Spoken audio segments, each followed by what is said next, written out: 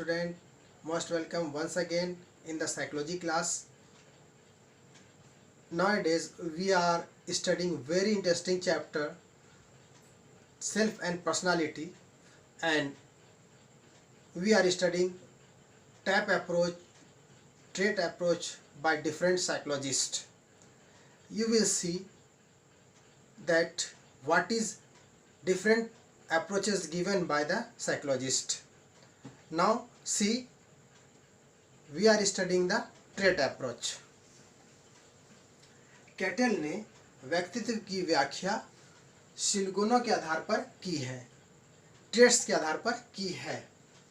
उनका मानना था कि कुछ सामान्य संरचना, कॉमन स्ट्रक्चर होते हैं जिस पर लोग एक दूसरे से अलग होते हैं।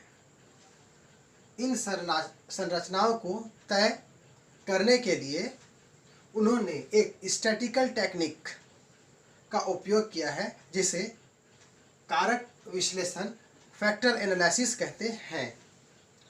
करीब 20 सालों तक इस प्रविधि टेक्निक के सहारे शोध करने पर, रिसर्च करने पर उन्होंने दो तरह के शीलगुण यानी कि ट्रेट्स का पता लगाया जो इस प्रकार से हैं। नंबर 1 सतही शीलगुण और दूसरा स्रोत शीलगुण। सतही शीलगुण जिसे हम अंग्रेजी में सरफेस ट्रेट कहते हैं। सतही शीलगुण व्यक्ति के ऊपरी सतह पर होता है।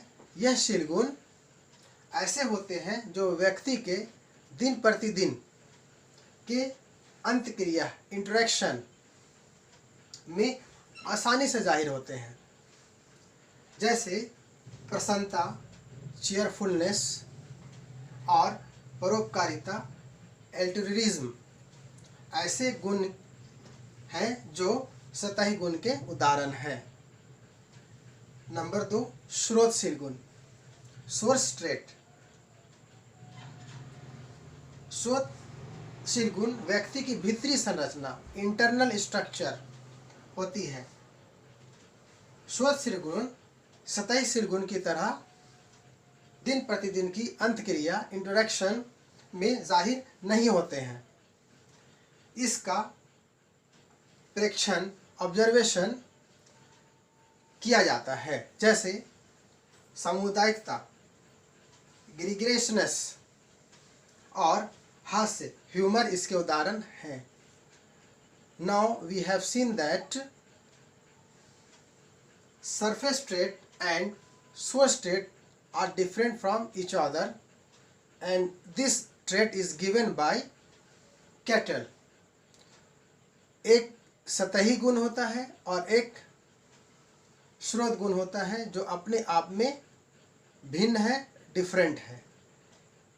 एक को हम ऊपर से देखकर जान सकते हैं जो जाहिर होता है, और दूसरा वह गुण है जिसे हम देखकर नहीं जान सकते, बल्कि उसका ऑब्जर्वेशन करके हम जान सकते हैं। Hope you have understood trait approach given by cattle.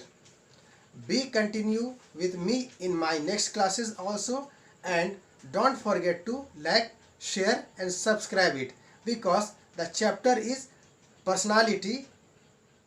You will take a lot of knowledge seeing this and watching this. Thank you.